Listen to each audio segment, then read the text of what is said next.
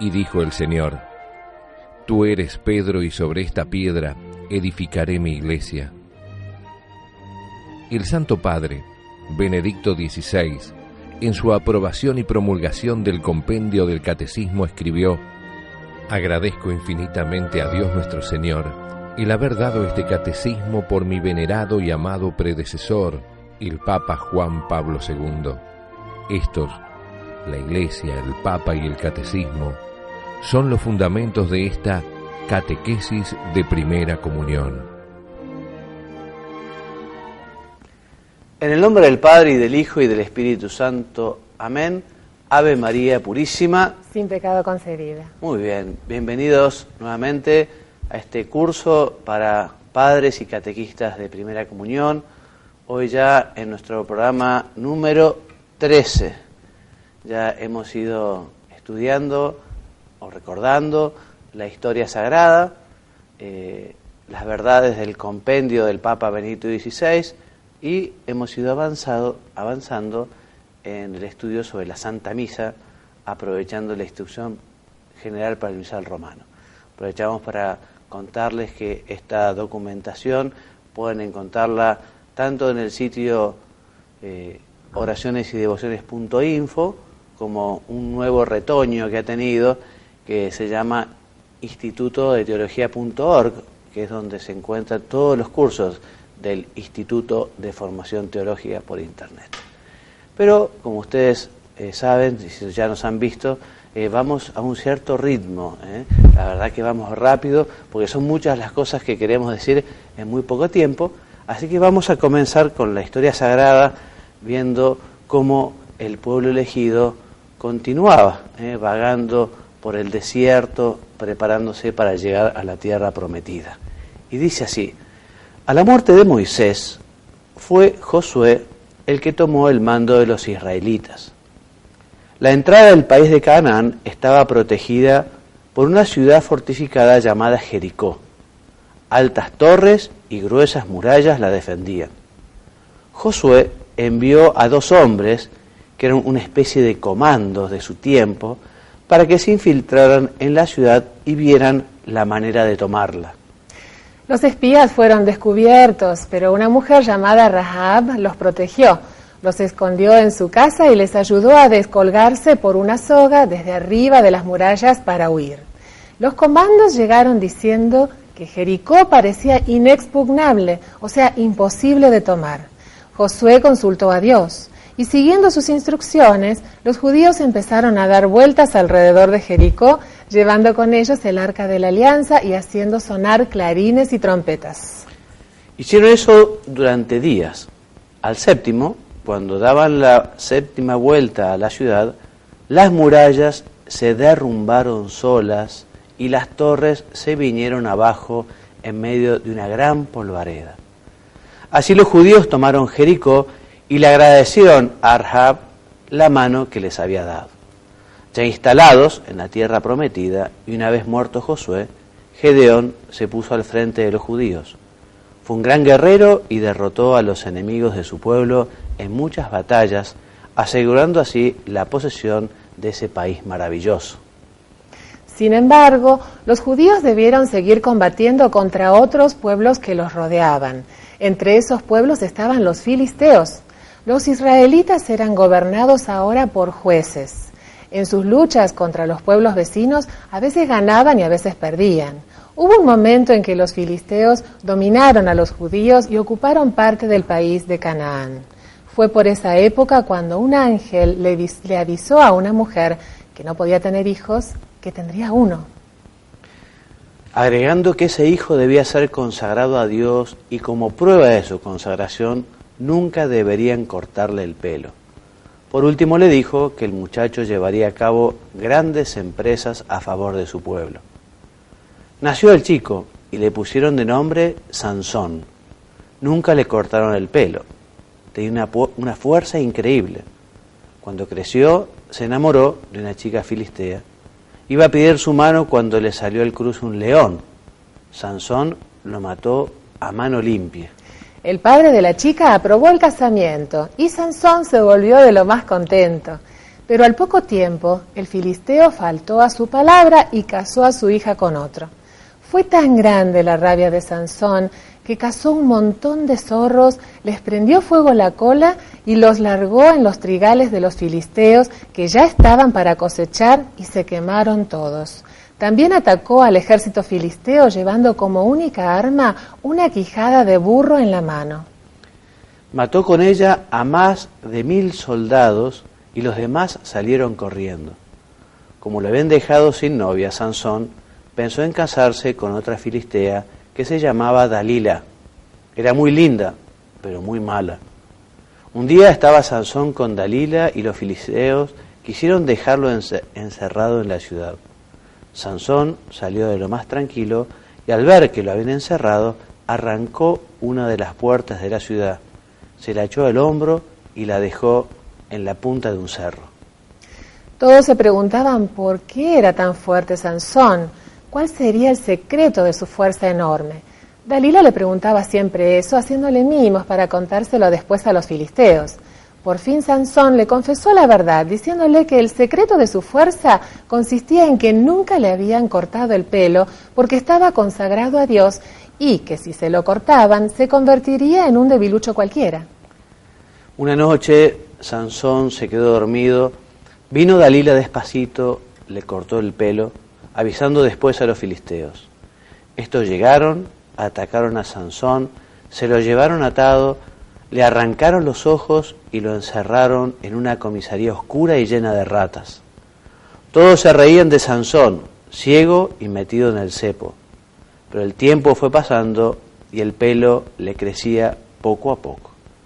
El rey de los filisteos dio un gran banquete. Antes del postre, a uno se le ocurrió que podrían traer a Sansón hasta la sala del banquete para burlarse de él durante la sobremesa.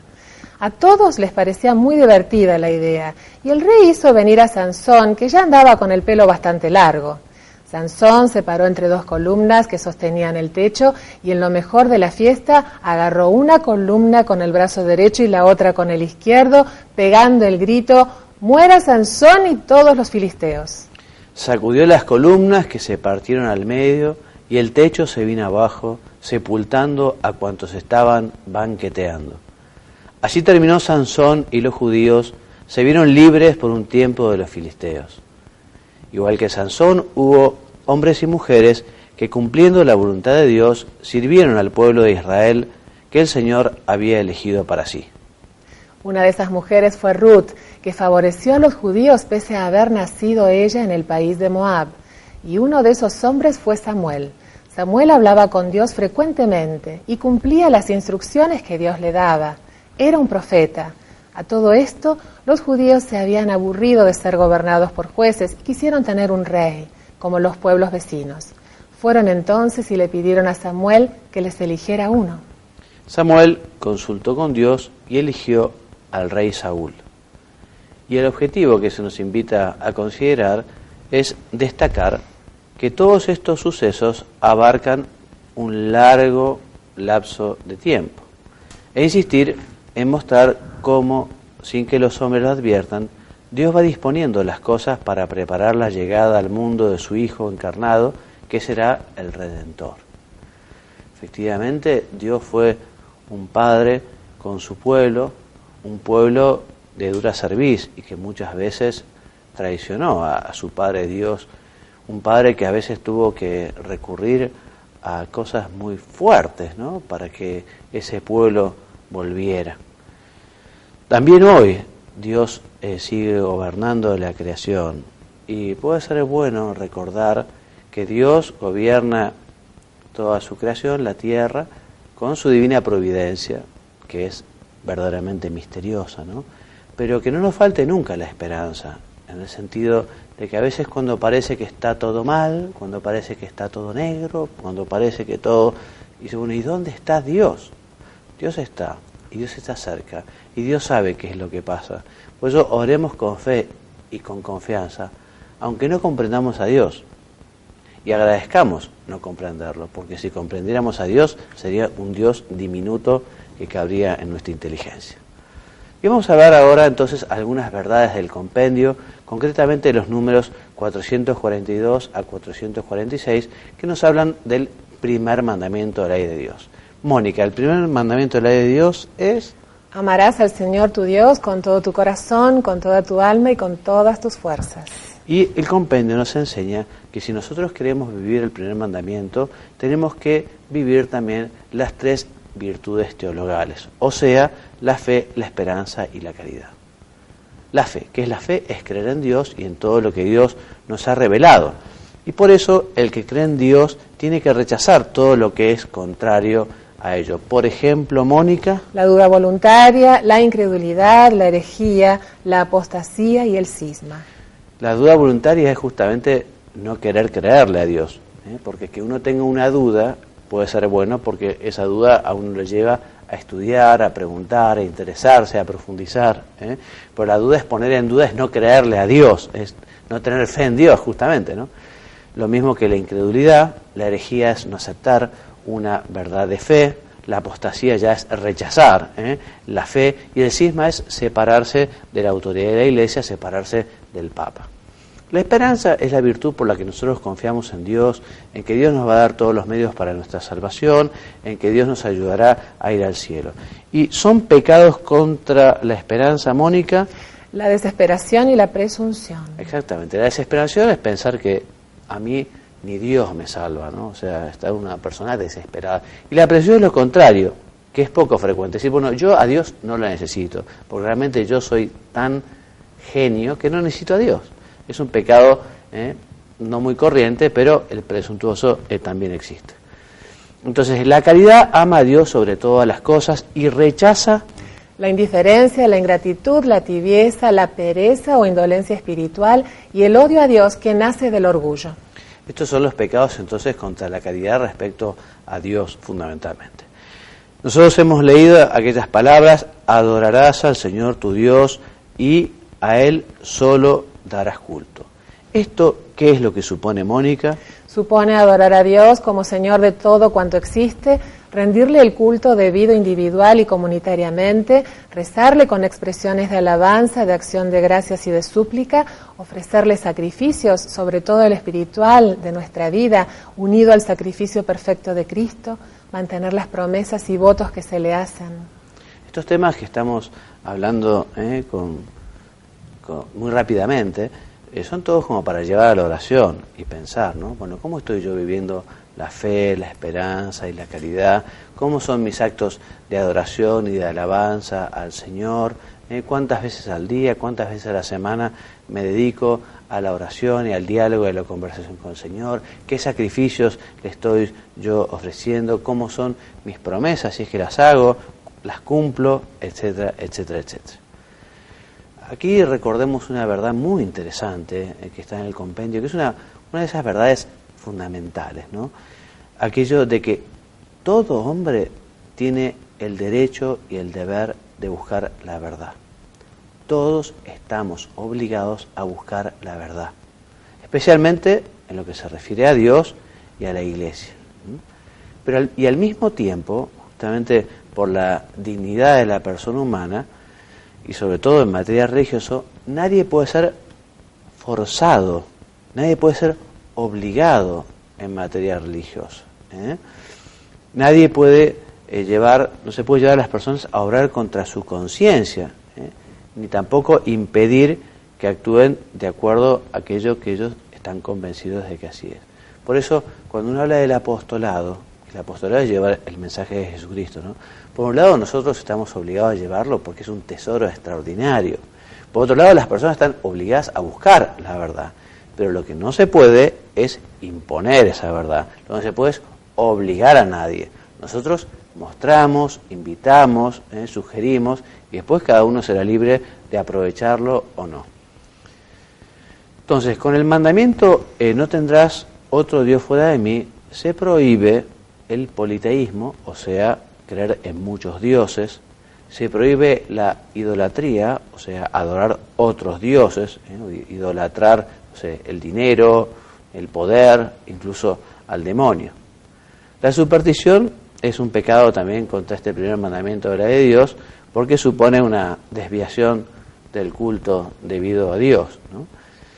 Y también esta superstición a veces se expresa bajo la forma de adivinación, magia, brujería, espiritismo, o sea, pretender buscar, digamos, una relación con los muertos, por ejemplo, tratando de descubrir temas que, en definitiva, sobre todo Dios sabe. Por eso la Iglesia nos prohíbe, el espiritismo, la brujería.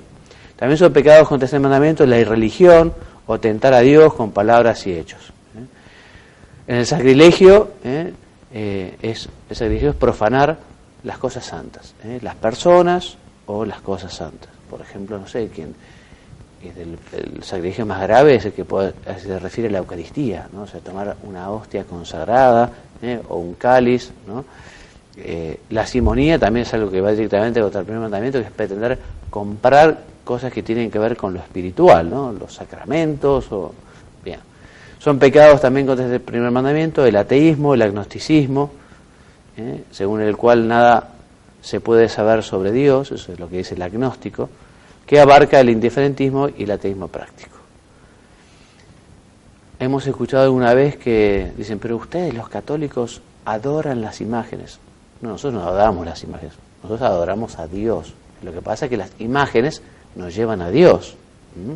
Por eso desde el concilio de Nicea del año 787, nosotros, al conocer que Jesucristo se hizo hombre y que vino a la tierra, las imágenes que Él lo representa nos llevan a adorarlo a Él.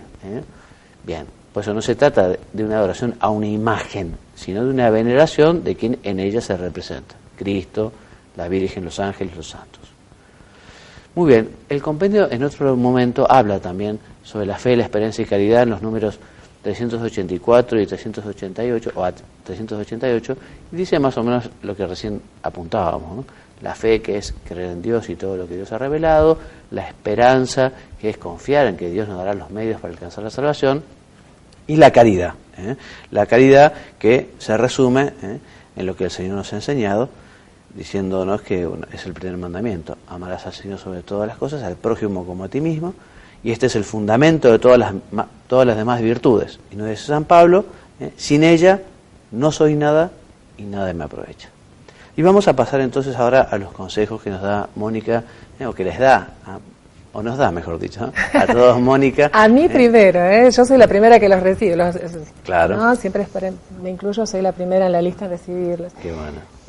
Vos sabés que, mira, en esa imagen vemos un puente, ¿no? Y quería hacer una reflexión sobre el quehacer de los catequistas. Nosotros en cierta medida somos puentes porque somos comunicadores, transmisores fieles de la palabra de Dios. Y tan así es, tan serio es el tema que Pablo VI en su exhortación apostólica Evangelii Nunciandi, número 15, dice que los catequistas predicamos el Evangelio con extrema fidelidad. Y si pasamos a la otra imagen, vamos a ver que ahí escribí algo que es para tener en cuenta. La disponibilidad y docilidad que tiene el catequista a nivel interior es tan grande que solo así puede repetir junto a María Santísima: hágase en mí según tu palabra. Tenemos que estar muy abiertos a todo lo que trae aparejado, que a veces no es fácil. En la próxima semana vamos a hablar un poquito más de este tema. Pero dentro del quehacer catequístico, ¿qué hacemos nosotros? Tendemos a hacer evidente el hoy, el aquí y el ahora de la palabra de Dios, que es siempre, siempre actual. Muy bien, Mónica, muchas gracias.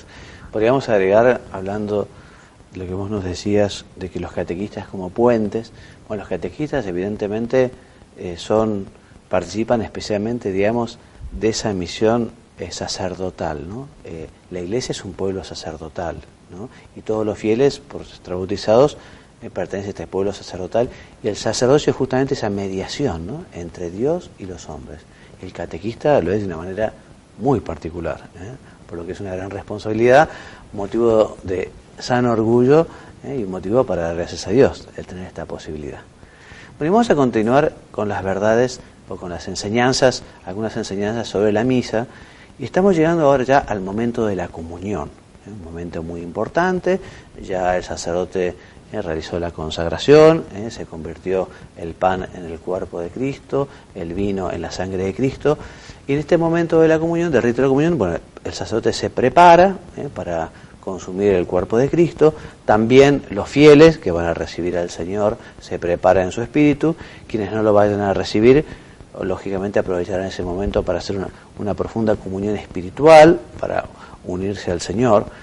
El sacerdote muestra, como está la imagen, muestra a los fieles el pan eucarístico sobre la patena o sobre el cáliz y los invita al banquete de Cristo. Y juntamente con los fieles pronuncia el acto de humildad usando las palabras evangélicas, aquella que nos dicen justamente: yo no soy digno de que entres en mi casa, pero una palabra tuya bastará para sanar. Es muy de desear que los fieles, tal como el mismo sacerdote está obligado a hacer, participen del cuerpo con las hostias consagradas en la misa. O sea que es muy conveniente que las hostias sean consagradas en ese momento. También el sacerdote la puede tomar del sagrario, las hostias. Bien, entonces mientras el sacerdote toma el sacramento, comienza el canto de comunión, el cual debe expresar por la unión de las voces. Es importante, ya hemos hablado más de una vez sobre el canto realmente tiene que llevar a Dios. Qué importante que aquellos que cantan lo hagan con el corazón también, y inviten justamente a participar a toda la asamblea, que ponga el corazón y la cabeza en esta alabanza que es el canto, ¿no? Por eso la unión espiritual de quienes comulgan manifiestan el gozo del corazón y hace más evidente el carácter comunitario de la procesión para recibir la Eucaristía. El canto se prolonga mientras se distribuye el sacramento a los fieles. Sin embargo, si se va a cantar un himno después de la comunión, conclúyase oportunamente el canto de comunión. También dice en la instrucción para el misal romano que procúrese que también los cantores puedan comulgar convenientemente, ¿no? O sea que se organizarán para que el coro, en fin, comulgue antes, comulgue después, pero que no dejen de recibir al Señor. Bien, para el canto de comunión se puede emplear la antífona del gradual romano, con o sin salmo, o la antífona con el salmo del gradual, u otro canto adecuado que haya sido aprobado por la Conferencia Episcopal. Lo cantan los cantores solos, o bien los cantores y el cantor con todo el pueblo. Si no hay canto, la antífona propuesta en el misal puede ser recitada por los fieles, o por alguno de ellos, o por el lector. Muy bien, terminada la distribución de la comunión, según las circunstancias, el sacerdote y los fieles oran en secreto. Qué bueno que el sacerdote se vuelva a la sede y allí ayude a los fieles con su ejemplo también a rezar ese momento tan íntimo en el que Jesús está en nuestro corazón. E inmediatamente después de ese momento de oración, se dice la oración final, ¿no? La oración final de la misa junto con la despedida. En la misa se dice una sola oración después de la comunión, que termina con la conclusión breve, es decir, si se dirige al Padre, por Cristo nuestro Señor; si se dirige al Padre, pero al final se hace mención al Hijo, que vive y reina por los siglos de los siglos; y si se dirige al Hijo, que vive y reina por los siglos de los siglos. Amén, responde el pueblo, ¿no? Bueno, y para terminar, en las oraciones, una oración podemos enseñar, que es la del Te Deum, que es una oración larga, que es una oración de acción de gracias, que, en fin, quizá para los chicos de primera comunión sea un poco mucho, ¿no? Pero para nosotros, o para ustedes, padres y catequistas, llevar a la oración el Te Deum y pensar un poquito, en fin, en todas las gracias que hemos recibido de Dios, es algo que vale la pena. Quizá alguno no lo rezó nunca, quizá alguno no lo conoce, en fin, que lo busque en un misal, que lo busque en un libro de oración, que lo busque en internet, pero es una oración preciosa. Y la última recomendación, que es recordar sencillamente que además de los mandamientos de la ley de Dios, esos mandamientos que Dios le da a Moisés, la Iglesia, como recibió de Jesús también la misión de mandar, tiene el derecho recibido de Jesús, también nos da unos mandamientos, que son los mandamientos de la Iglesia, que los 5, digamos, los más importantes son 5, que te voy a pedir, Mónica, que leas, por favor. ¿Cómo no? El primer mandamiento de la Iglesia dice: oír misa entera todos los domingos y fiestas de guardar. El segundo es confesar los pecados mortales al menos una vez al año y en peligro de muerte, y si se ha de comulgar.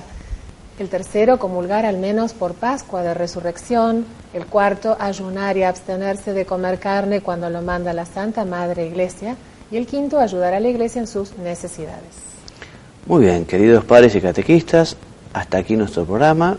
Muchas gracias por acompañarnos. Dios mediante, la semana que viene continuamos con estas lecciones para padres y catequistas de Primera Comunión. Muchas gracias, que Dios los bendiga y los haga muy santos. Hasta luego.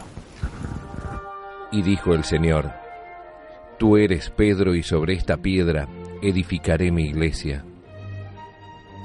El Santo Padre, Benedicto XVI, en su aprobación y promulgación del compendio del Catecismo escribió: Agradezco infinitamente a Dios nuestro Señor el haber dado este catecismo por mi venerado y amado predecesor, el Papa Juan Pablo II. Estos, la Iglesia, el Papa y el Catecismo, son los fundamentos de esta catequesis de Primera Comunión.